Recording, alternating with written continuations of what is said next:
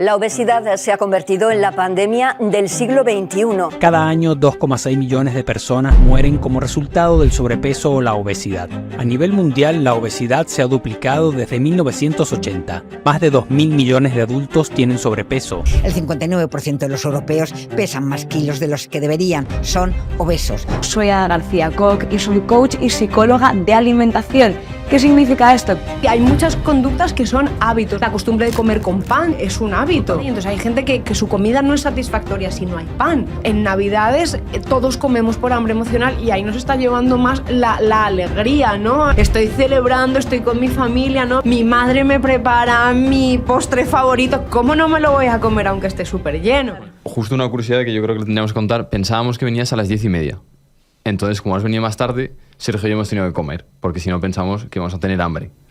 Vale. Entonces, ¿qué tipo de hambre tenemos ahí, Sergio y yo? ¿Tenemos hambre de verdad? ¿Hambre emocional? ¿Cómo detectamos? En ese caso estamos hablando más de un hambre, como decir, un hambre más emocional, ¿no? Porque no es un hambre real, ¿no? Es yo racionalizo el hambre, o sea, digo, como dentro de 2 horas igual no puedo comer, pues mejor como ya, ¿no? Entonces ahí realmente no estabais escuchando vuestras señales reales de hambre y de saciedad, que es muy importante. Entonces no estamos hablando de hambre fisiológica, estamos hablando de un hambre, no sé si es tanto un hambre emocional, porque tampoco es una emoción la que os ha llevado ahí, es un hambre como más racional, ¿no? De decir, bueno, pues como en 2 horas no voy a poder comer, pues como ahora, pero no estabais escuchando realmente vuestras señales corporales, que es lo importante. Claro, pero yo creo que también es un poco como de aburrimiento, ¿verdad? No tengo nada mejor que hacer esta media hora, así que me lo voy a pasar genial comiendo unos huevos revueltos, ¿no? Con panceta. Sí, o sea, es como...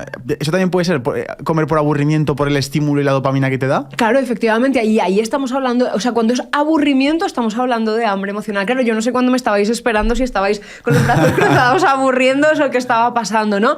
Pero efectivamente también nos puede pasar que comamos porque estamos aburridos, y en ese caso estamos hablando de hambre emocional, ¿no? El hambre emocional está dirigida por diferentes emociones, pueden ser emociones de alegría y también pueden ser emociones de tristeza, ¿no? Tanto emociones, no me gusta mucho hablar de emociones positivas y negativas, pero bueno, se puede dar tanto en positivo como en negativo el tema del hambre emocional.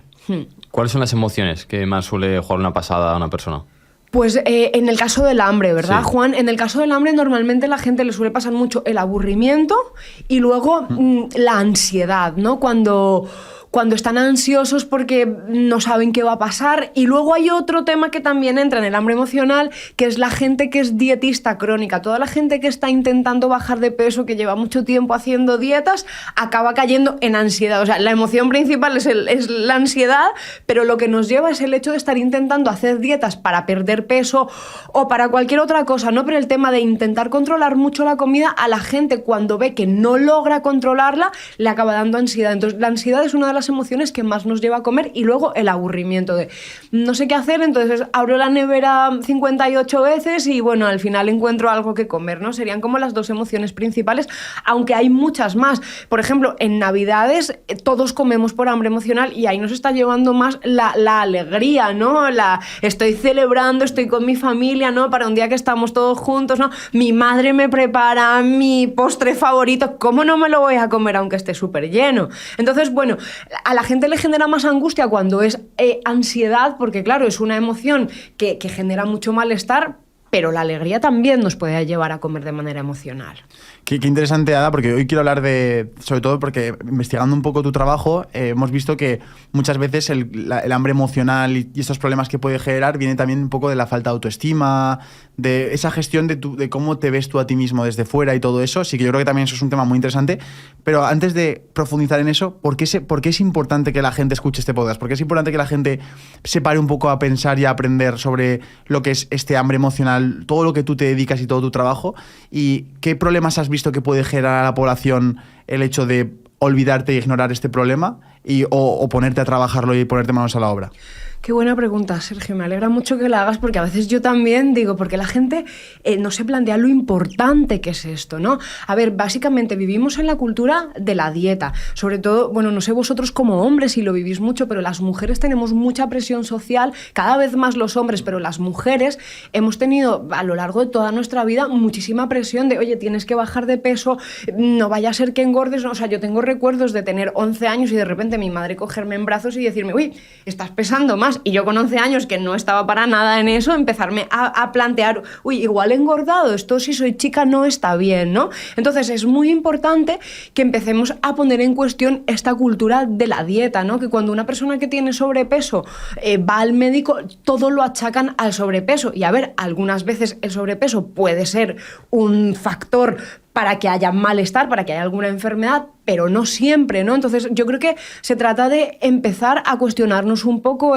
¿hace falta siempre hacer dieta? ¿Hace falta plantearnos dietas para pérdida de peso, ¿no? ¿Hace falta plantearnos tanto quiero bajar de peso, no quiero bajar de peso, no? Empezar a cuestionarnos eso y plantearnos que quizás la única manera, si alguien de verdad quiere perder peso, que quizás la única manera no es solo hacer una dieta, ¿no? Que hay que mirar, pues eso, hábitos más allá de no me pongo una dieta restrictiva y ya está, porque lo que se ha visto es que casi toda la gente que recurre a dietas restrictivas acaba o bien iniciándose en trastornos de la conducta alimentaria, acaba también teniendo problemas de hambre emocional porque no saben regular esa restricción. Entonces, bueno, yo creo que básicamente la importancia, Sergio, por responderte, es que nos empecemos a cuestionar si realmente la solución a todos nuestros problemas de sobrepeso o de que igual estoy teniendo muchos antojos es hacer una dieta, ¿no? Creo que hay muchas otras alternativas y creo que se trata de eso, de empezar a cuestionarnos vale, ¿cómo quiero comer?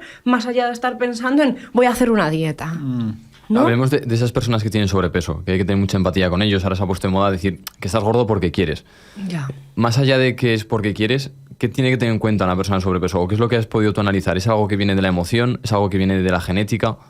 A ver, hay cierta predisposición genética, pero realmente es lo menos importante. En general son personas que desde pequeños empezaron a tener malos hábitos y no han aprendido a comer de una manera mejor, alimentarse de una manera mejor y en general el historial de las personas que tienen sobrepeso, porque mucha gente dice, no, lo único que tienen que hacer es dejar de comer y ya, y no se trata de eso, ¿no? En general, las personas que tienen sobrepeso han intentado muchísimas veces bajar de peso con dietas y no les ha funcionado y muchas veces les ha causado un trastorno de la conducta alimentaria o muchísima obsesión con la comida. Entonces es muy importante que estas personas, antes de plantearse, porque al final lo que siempre se plantean es vamos a bajar de peso y es lo que piensa todo el mundo, no es tengo que bajar de peso ya, no, hay un paso antes de esto y es plantearte ¿cómo están tus hábitos? ¿Cómo estás tú a nivel emocional? Vamos a ver si tienes una vida satisfactoria o no. Vamos a enseñarte a comer bien y ya luego quizás una consecuencia puede ser bajar de peso o no. Pero el objetivo es que tú estés en paz con la comida, porque probablemente haya personas con sobrepeso que no tienen ningún problema con la comida y que no están obsesionadas con la comida, ¿no? Pero en general, las personas que yo veo en consulta, que efectivamente tienen un problema con esto, lo que a mí me dicen es que llevan toda la vida pensando en la comida, pensando en si tienen que comer más, comer menos. No es gente que a lo mejor le da vergüenza comer delante de otra persona, que si van a un sitio solo se quieren pedir una ensalada porque sienten que todo el mundo les está juzgando. Entonces es muy interesante, antes de plantearse voy a perder peso, pase lo que pase, no, vamos a revisar antes cuáles son tus hábitos, cómo estás tú a nivel emocional y de dónde viene todo esto, ¿no? ¿Cómo aprendiste a comer de pequeño? No, o sea, hay una historia ahí muy grande en estas personas. Vamos, que no es solo una dieta, que hay muchas más cosas. Claro, eso es, que no es solo decir, venga, tú deja de comer y ya y come lechuga, que es lo que le pasa a todo el mundo, claro, ¿no?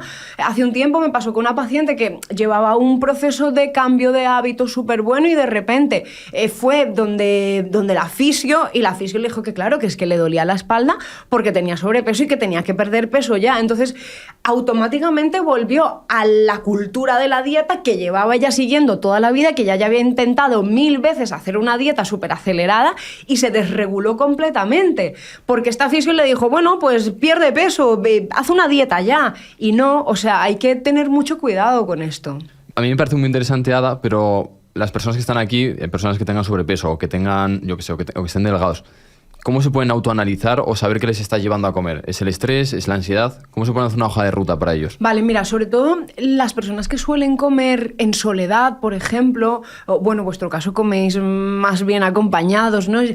A ver, la cuestión es hacer un parón antes de empezar esta ingesta, ¿no? Decir, vale, voy a parar para conectar conmigo, y es muy interesante, más que analizarlo racionalmente, escribir. Yo hablo mucho de hacer un ejercicio de escritura automática. La escritura automática es pongo en el papel todo lo que me está pasando ahora mismo por la cabeza, ¿no? Lo escribo todo y entonces puedo estructurar algo y comprender algo de qué me está pasando en este momento. A veces es difícil poner una emoción en concreto, sobre todo cuando no tenemos tanta inteligencia emocional ni sabemos mucho todas las palabras de cómo se define cada emoción, y tampoco es necesario decir, no, es que lo que me está pasando es que tengo ansiedad o tengo tristeza. No es necesario eso, pero si lo escribimos, a lo mejor lo podemos ordenar y decir, vale, o sea, lo que me está pasando es que me está estresando el trabajo, me está estresando esta relación con esta persona, o no le he marcado límites a este asunto en mi vida, entonces esto es lo que me está generando que yo ahora mismo quiera comer descontroladamente o sin pensar mucho, ¿no? Entonces es interesante eso, escribirlo. Luego también podría ser interesante a lo mejor grabar un audio, ¿no? Pues que a veces hoy en día ya la gente no tiene papel y boli, ¿no? Entonces a lo mejor grabar un audio y en ese audio, pues eso, dejar divagar, o sea, ¿qué estoy sintiendo? ¿Qué me ha pasado? ¿Qué creo yo que me ha llevado a comer? Para poder racionalizarlo y entenderlo un poco, ¿no? Porque a veces si nos quedamos pensando mucho, entramos con nuestro bucle mental y a veces es difícil ordenar las ideas solo con el pensamiento, ¿no? ¿Cómo empieza una persona a elegir qué alimentos tomar en función de, pues, a trabajar este tema emocional? Es decir, ¿tú recomiendas que empiecen comiendo, por ejemplo, para saciarse, así no tienen esa sensación de ansiedad por comer porque tienen muchísima hambre? ¿O recomiendas mejor vivir esa sensación de hambre, atravesarla y después ya darte ese premio por haber atravesado de comer? ¿Cómo crees que debería gestionar una persona? Vale, a ver, el primer paso de todo esto, o sea, a mí no me gusta restringir alimentos, no me gusta prohibirle a nadie nada, decirle, oye, para nada puedes volver a comerte un donut o una panceta, si es lo que quieres comer, ¿no? Para nada me gusta eso. Lo más interesante de todo es que la persona primero aprenda a conectar con sus señales de hambre y de saciedad, o sea, y aquí volvemos a lo básico de la meditación, ¿no? De conecto conmigo, conecto con mi cuerpo, veo qué estoy sintiendo, y eso sería lo más importante, ¿no?